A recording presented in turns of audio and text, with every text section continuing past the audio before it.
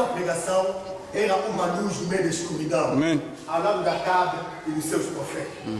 Porque Miqueias, quando foi chamar Miqueias, disseram a Miqueias: olha, todo mundo já falou bem do rei.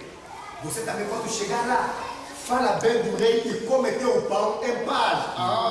O problema desses profetas é o presente. A Bíblia diz que os presentes corrompem os corações. Nós vimos isso aqui mesmo no nosso país. Por causa de dinheiro, as igrejas se transformaram em quartéis para mobilizar as suas eleições para tal partido para tal outro.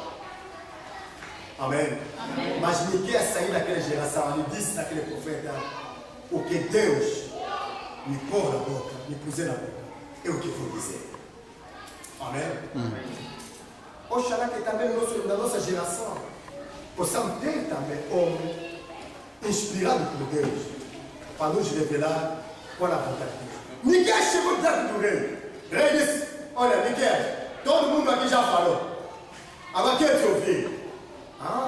A pergunta do rei, quer dizer, uma pergunta traiçoeira, uma pergunta com armadilha, como quem diria: bom, todo mundo já falou bem, agora eu quero te ouvir. Porque ele, antes de chamar Miqueias, disse: há um profeta ali que nunca fala bem de mim. É por isso que ele não senta comigo na mesa. É assim. Hoje, os estados do governo da terra se juntam com as igrejas que querem fazer a vontade deles. Mas aquele que quer fazer a vontade de Deus sabe aquela seta que são desprezados num campo. Mesmo quando eles ameaçam de fechar as nossas igrejas, é sempre tem dito o seguinte: se na verdade Deus nos mandou pregar para preparar um povo, nenhum poder da terra pode impedir isso de acontecer. Porque nós sabemos que a grande tribulação só virá depois da igreja ser arrebatada. Amém? Por isso não queremos nos encurvar de alta falsidade, não. Quando a mão de Deus trava, a ira pode se aproximar até aqui, mas não chega lá, não. Nós vimos quando o dragão se compareceu, se colocou diante da mulher, não atacou a mulher, não. Mas a intenção dele escolhida era de destruir o filho que havia de nascer. Mas não lhe destruirá porque o filho foi arrebatado ao trono de Deus. Amém? Quando Miqueias chegou, o rei disse: olha, quantas vezes vou te pedir que me fale só a verdade? O rei quer conhecer a verdade. A verdade é essa: eu vi o trono de Deus. E uma voz disse: mas como que eu vou fazer para acabar com Acabe? Era o filho do reinado do Acabe que estava em casa. Amém? Como que eu vou fazer para acabar com Acabe? Um espírito saiu da presença de Deus, disse: eu vou vencer Acabe. Vai vencer como? Disse: eu serei o espírito de mentira na boca de todos os profetas dele. Vou lhe convencer para ir na guerra. Deus disse: vai, e vai conseguir. Porque Deus sabia que Acabe gosta de mentira. E essa geração aqui é semelhante a Acabe. Os reinos da agora são semelhantes ao reino da Acabe. Um reino edificado sobre a mentira. Amém? Um reino edificado que não gosta da verdade.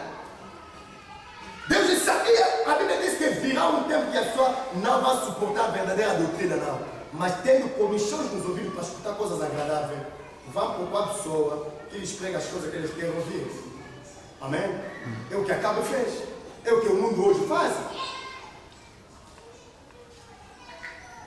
Mas Miqueias disse: Acabe, rei, vou te dizer uma coisa. Há um espírito de mentira na boca de todos os profetas para te destruir, para que você vai na guerra e morra.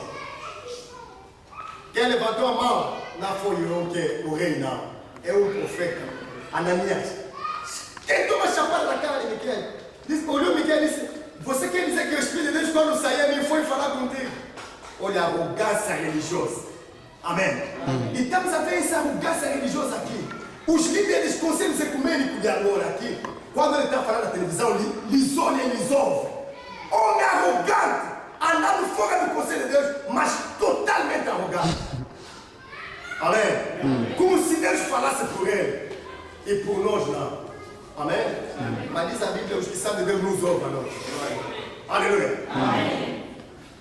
O rei olhou Miqueias, disse: olha, ele mete na cadeira, ele dá só pão com água, até quando voltar. Chega um tempo que os que querem viver no temor de Deus são perseguidos por todo lado. Amém. Perseguido pelo poder político, rejeitado pelos religiosos iguais, porque Pilatos sabia que é por inveja que estava acusando Jesus. A inveja também se instala no meio da religião. A falsa religião sabe que está condenado com o mundo. Amém? E tem inveja da igreja de Cristo. Porque essa é a esposa que vai reinar com a esposa. Mas Miguel não lutou, não. Eu disse, rei, faz favor, não me meta na cadeia. Rei, faz favor. Não. Ela disse, olha, rei, vai. Se ir e voltar, Deus não falou por mim. Amém? O rei foi, morreu no campo de batalha. E uma outra pessoa abriu a cadeia para Miguel sair. Aleluia. Não é preciso o rei voltar não, para abrir a cadeia. Uma outra pessoa que abriu. Porque foi o que será. Hoje as religiões mergulharam na escuridão. Isaías disse, olha, a luz, a escuridão cobre os povos. E as trevas cobrem toda a terra. Amém? Amém? Mas, no meio dessa grande escuridão, que cobre toda a terra, e que cobre toda a terra, no meio dessas trevas aqui, a Bíblia diz, levanta-se, refugia, levanta-se e brilha, porque chegou a sua luz. A luz de quê? É a palavra. Amém? Mas não a luz de todo mundo, não. A sua. Amém? Porque Deus tem um povo que lhe pertence a Ele. E para esse povo que Deus mandou, a luz é só para Ele. E essa coisa nos leva diretamente na parábola de Mateus 25. O reino do céu será semelhante a 10 virgens que saíram para ir aonde? Ao encontro do esposo. E como o esposo tardava em vir, adormeceram a todos. Tosquenejaram a todos. As lâmpadas começaram a apagar. Mas o clamor disse, levanta-se, refugia, a tua luz vem. É como no Mateus 25, ouvimos no meio da noite. A meia-noite é tempo de grande escuridão. Amém? Mesmo assim, os que gostam da luz, dificilmente a meia-noite chega com a luz acesa. Começa a apagar algumas luzes e adormece. Amém? Sobe no avião em cima de nós da meia-noite. Não vai ver nada. Vai pensar que está numa floresta. Tudo está escuro. É o tempo que a luz erra. Amém? Amém?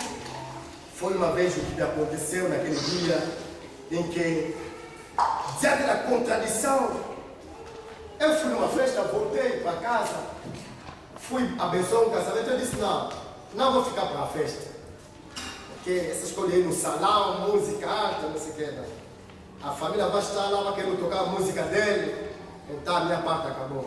Como minha metade de bolo aqui, bebo uma gasosa, volto para casa. Mas cheguei para casa, não tinha sono. Eu disse, não, vou sair. Vou de novo para a festa. Não, vamos te acompanhar, vamos te acompanhar. Tá bem, porque eu vou acompanhar. Mas quando chegamos lá, em vez de entrar no bairro onde havia festa, fui direitinho até na baixa, até no porto. Quando cheguei no porto, estamos aí aonde? Estamos aí, não quer ficar em casa, eu sei que quer passear um bocado. 23 horas eu não saí de casa. Não. Por nenhum motivo.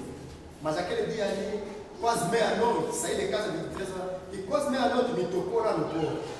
Naquela daí ali, fiquei de pé. Eu só quando desci do carro disse lá, Senhor, se és tu que me trouxeste neste lugar, me fala. Me diz por que me trouxeste aqui.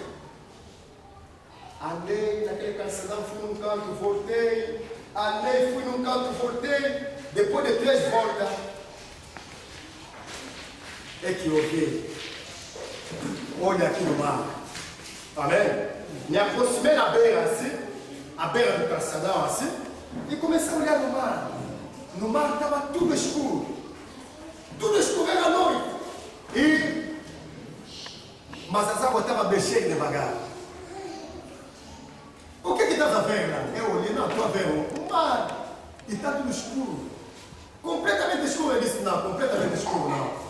Porque há alguns raios de luz que atravessam o mar. Sim. E essa luz está vindo aonde? Olhei no céu, havia estrela. Mas a luz das estrelas que estava no céu não batia no mar, não. Era muito distante. Depois era daquela noite escura. Não era daquela noite que Deus disse a Abraão, olha no céu e vê todas as estrelas brilhar, não. Eu disse, não. Essa luz, olhei, essa luz está vindo daqueles edifícios ali. É que está refletir a luz sobre as águas. É quando ele me disse, a luz refletida sobre as águas.